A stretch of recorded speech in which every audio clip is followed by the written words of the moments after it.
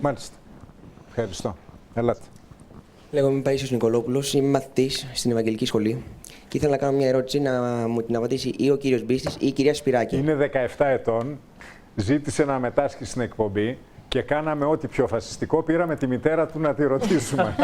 Και μας είπε, διότι είναι ανήλικος, και μας είπε: το γνωρίζω, θέλει να πει τη γνώμη του. Ναι.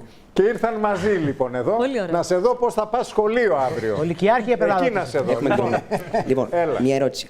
Το 2009 η Ελλάδα είχε επιτόκιο δανεισμού στο 2,70% περίπου και είχε χρέος 120% του ΑΕΠ. Για ποιο λόγο το 2009, όπως προαναφέρατε, έφυγε από τις αγορές και πέταξε και το κλειδί πίσω και μπήκε το 2014 με χρέος 175,1% του ΑΕΠ και δανεισμό 4,75%.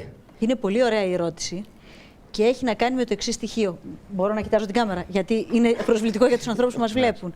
Συγγνώμη, είναι στην πλάτη μου. Λοιπόν, το 2010, στις 7 Απριλίου του 2010, η Ελλάδα αποκλείστηκε από τις αγορές, γιατί κανένας από αυτούς που διαθέτουν αληθινό χρήμα δεν τα έβαζε σε μία αυλή που ήταν έτοιμη να πτωχεύσει.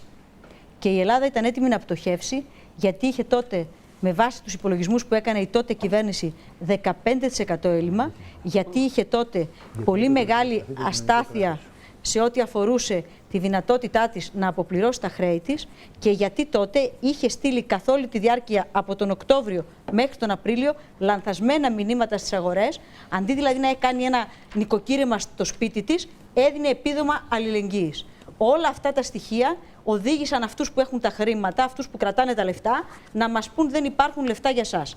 Έτσι οι αγορές μας έκλεισαν την πόρτα.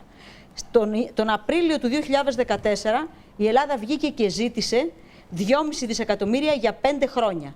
Της προσφέρθηκαν 20 δισεκατομμύρια αληθινά λεφτά, όχι λεφτά λογιστικά. Με επιτόκιο.